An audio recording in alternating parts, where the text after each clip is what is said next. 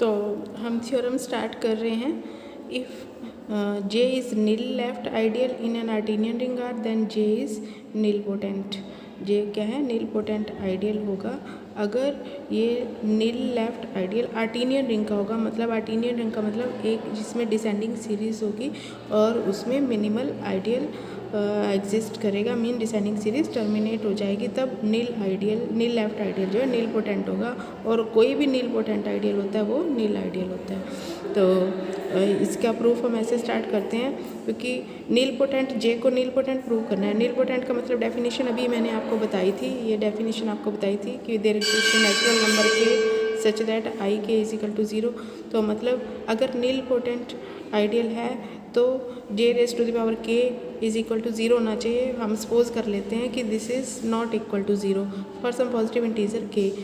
तो इसके बाद हम एक फैमिली कंसीडर करते हैं। कंसीडर फैमिली J2 J3, क्योंकि हमारे पास ये गिवन है कि ये किसका लेफ्ट आइडियल्स हैं, जे ये आर्टीनियन रिंग के, इसलिए हमें एक डिसेंडिंग सीरीज़ तैयार करनी पड़ेगी। तो हमने ये फैमिली ले ली जे स्केयर वाली, और मैंने एक डिसेंडिंग सीरीज़ तैयार कर ली, J containing J square containing J cube and so on up to J M.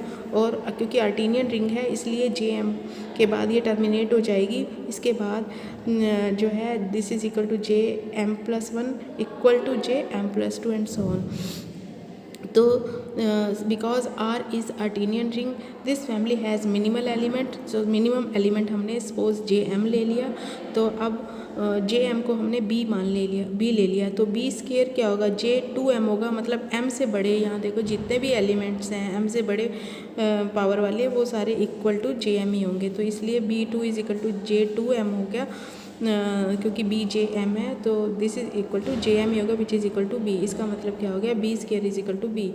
Now consider another family. अब हम एक और फैमिली बना रहे हैं F which is equal to A is the left ideal contained in B. ये जो B ऊपर बनाया है इसका लेफ्ट आइडियल ए लिया है, सच दैट कंडीशन साथ में क्या होगी कि B A is not equal to 0। तो ऐसे लेफ्ट आइडियल्स होंगे बी के, और such that B A is not equal to 0। तो एज बी मतलब B square is equal to B है, तो as B is equal to B and B क्या है? ये नॉन ज़ीरो है।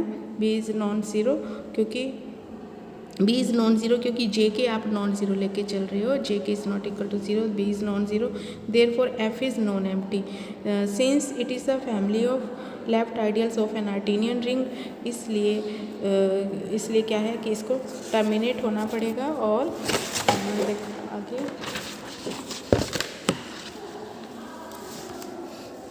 और क्योंकि आर्टीनियन रिंग है टर्मिनेट होना पड़ेगा, मीन्स इट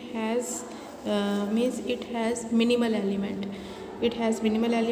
और ये जो ए फैमिली एफ में ए लिया है आपने, इसी को ही हम मिनिमल एलिमेंट मान लेते हैं। Let A be the minimal element in F.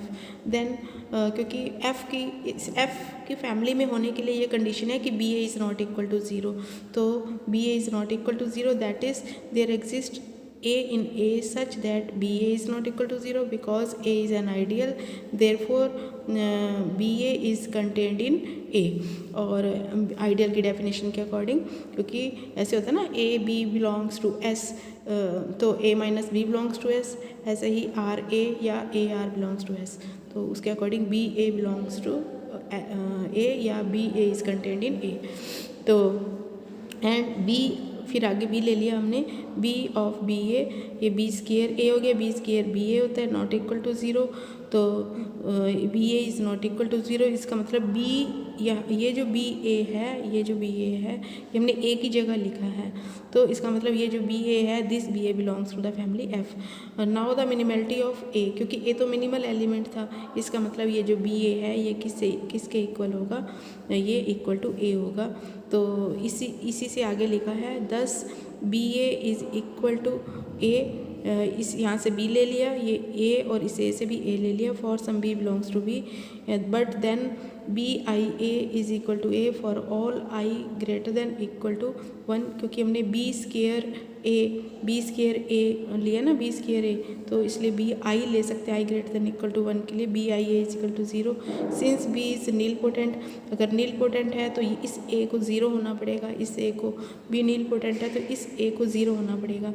तो अब a तो नॉन ज़ीरो एलिमेंट लिया हमने, तो इसका मतलब ये कंट्राडिक्शन आ गई। और कंट्राडिक्शन क्यों आई है क्योंकि हमने जे के को नॉन ज़ीरो लिया था, तो इसलिए मतलब जे के इज इक्वल टू 0, इसका मतलब जे क्या है, नील पोटेंट है।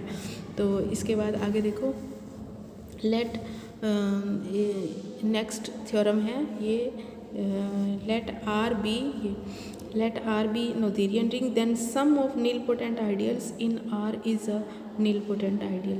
जो फाइनाइट सम होता है ना, finite sum of nilpotent ideal तो nilpotent होता है, लेकिन यहाँ पे लिखा है the sum of nilpotent ideals, इसका मतलब आपको आर्बिट्रेरी सम लेना है। तो यहाँ पर b is equal to summation ai belongs to index set, ये आर्बिट्रेरी सम होता है, मतलब कुछ भी, कितने भी नंबर ऑफ आइडियल्स ले लो। तो b the sum of nilpotent ideals in R, तो let R be nilpotent since R is Noetherian, therefore, क्योंकि ऊपर दिया हुआ है R is Noetherian ring, therefore every ideal of R is finitely generated. ये पीछे किया है आपने जो कंडीशन 1 2 3 किया है, तो every ideal of R is finitely generated since B is also finitely generated. तो B क्या है, B भी इसका आइडियल है, तो B इज़ फाइनाइटली जनरेटेड हो जाएगा। तो B फाइनाइटली जनरेटेड है तो इसको x1 x2 up to xt element से जनरेट करवा लिया। Since each xi lies in some finite number of ai's, क्योंकि ईच xi बिलोंग्स टू, ये इनमें से कोई भी एक xi उठा लो, xi बिलोंग्स टू b क्या है, b is the sum of all this. तो इसका मतलब क्या है कि xi lies in some finite number of ai's, some finite number of ai's a1 a2 up to an। तो b इज इक्वल टू, क्योंकि फाइनाइटली जनरेटेड है ना, फाइनाइटली जनरेटेड की डेफिनेशन ये होती है कि every x belongs to b can be written as a linear combination of this. तो एक फाइनाइट सम b क्या आ जाएगा, फाइनाइट सम ऑफ आइडियल्स, और finite sum of nilpotent ideals is nilpotent, इसलिए b क्या हो गया, नीलपोटेंट हो गया। हालांकि आपने b को आर्बिट्रेरी सम उठाया था, और उसी, क्योंकि ये नोथेरियन है इस वजह से ये भी नीलपोटेंट हो गया, क्योंकि नोथेरियन है इसी से हमारे पास फाइनाइटली जनरेटेड आ गया, और फाइनाइटली जनरेटेड जो हो गया तो फाइनाइट नंबर ऑफ आइडियल्स का सम हो गया नीलपोटेंट आइडियल का, और फाइनाइट वाला तो नीलपोटेंट होता ही है, तो इसलिए ये भी हो गया नीलपोटेंट। तो इसके बाद नेक्स्ट लेमा कर रहे हैं, ये जो लेमा है ये वेदरबर्न-आर्टिन थ्योरम का मेन लेमा है, उसमें यूज़ होता है मेन। तो let A be a minimal left ideal in R, then इधर A square is equal to 0 और A is equal to R E. तो generated, A square is generated by 0 है ये, और A is equal to R E. इधर और में क्या होता है कि अगर ये नहीं है तो ये होगा, तो हम सपोज कर लेते हैं A square is not equal to 0, तो then not generated by 0, then there exist A belongs to A, तो एक एलिमेंट ए ले लिया सच दैट ए, क्योंकि this is not generated by 0, तो इसलिए एक एलिमेंट अगर ए लेते हैं, ए स्क्वायर को ए लिख लिया, ए स्क्वायर को आपने ए स्क्वायर को आप ए लिख लेते हैं, तो इस ए से स्मॉल ए ले लेते हैं, A is not equal to 0 but A is contained in A and the minimality of A, क्योंकि ये ए क्या है, मिनिमल लेफ्ट आइडियल है, तो इसलिए कोई भी और आइडियल होगा भी इसमें कंटेन करेगा। तो A is contain in A and the minimality of A shows that A is equal to A. From this it shows that there exist E in A such that E A is equal to A. यहाँ से आप A से आपने E लिया, तो E A is equal to A, there exist E in A and A is non zero, ये A तो non zero है, तो क्योंकि ए स्क्वायर इज़ नॉन ज़ीरो है तो ए आपका नॉन ज़ीरो है, ए इज़ नॉन ज़ीरो, तो देयरफॉर ई ए इज़ अब ए नॉन ज़ीरो है तो ये जो लेफ्ट में ई ए है this is not equal to zero, A non zero है तो ई भी नॉन ज़ीरो हो जाएगा। तो आपने एक सेट बी बनाया है, B is equal to C belongs to A. ये जो मिनिमल लेफ्ट आइडियल है इसमें से कुछ एलिमेंट्स उठाए C such that C A is equal to zero, जो ए के साथ ज़ीरो हो रहे हैं वो एलिमेंट्स उठाए। तो B left ideal of A हो गया, A is the minimal left ideal of R और बी लेफ्ट आइडियल ए का हो गया। क्योंकि बी लेफ्ट आइडियल ए का हो गया कि B is the subset of A is the subset of R, तो B is the subset of R. तो since E A is not equal to zero, ये ऊपर है, तो therefore E doesn't belongs to B, क्योंकि E A not equal to zero है। तो इसमें तो बी में तो वही एलिमेंट है ना जो C A is equal to zero, जो जिनकी मल्टीप्लिकेशन ज़ीरो हो जाए। Hence B is the proper ideal of A, क्योंकि ई जो है वो ए का एलिमेंट था, ई ए से बिलोंग करता है बट ई बी से बिलोंग नहीं करता, इसका मतलब बी क्या प्रॉपर आइडियल ऑफ ए है। अगेन मिनिमलिटी ऑफ ए इम्प्लाइज, अब बट ए मिनिमल एलिमेंट है तो बी इसका अगर प्रॉपर आइडियल होगा बाय डेफिनेशन ऑफ मिनिमलिटी या तो बी इक्वल टू ए होगा या बी इक्वल टू ज़ीरो होगा। बी इक्वल टू ए तो हो नहीं सकता क्योंकि ये प्रॉपर आइडियल है, इसका मतलब बी को ज़ीरो होना पड़ेगा, B is equal to zero है। तो ई स्केयर ए ले लिया आपने, इसको ई ई ए लिख सकते हैं। तो E A is equal to ए है, ये ऊपर लिखा है, ये ई ए इज इक्वल टू ए है, तो दिस इज़ ई ए।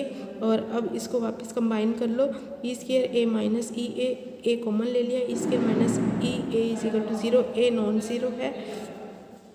और ये बाय डेफिनेशन ऑफ बी की डेफिनेशन में ले चलो तो E square minus E belongs to B हो गया। अब बी तो ज़ीरो है, यहाँ से ऊपर से हमने बनाया है बी ज़ीरो है, तो E square minus E is equal to zero, तो इसका मतलब E square is equal to E, तो E is an idempotent in R.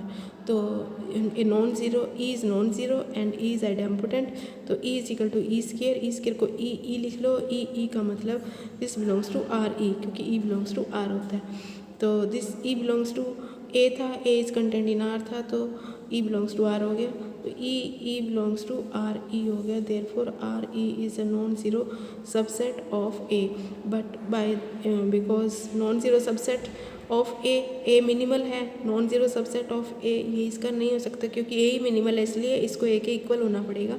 तो R E is equal to A, यही अपने प्रूव करना था कि A square is equal to zero generated by zero और A is equal to R E. हमने A square not equal to zero लिया और प्रूव कर दिया, ये तो नहीं है तो ये है A is equal to R E. ये आगे वेदरबर्न-आर्टिन थ्योरम में यूज़ होगा। अब आप थ्योरम कर रहे हैं वेदरबर्न-आर्टिन थ्योरम, ये अभी हम नेक्स्ट वीडियो में करते हैं।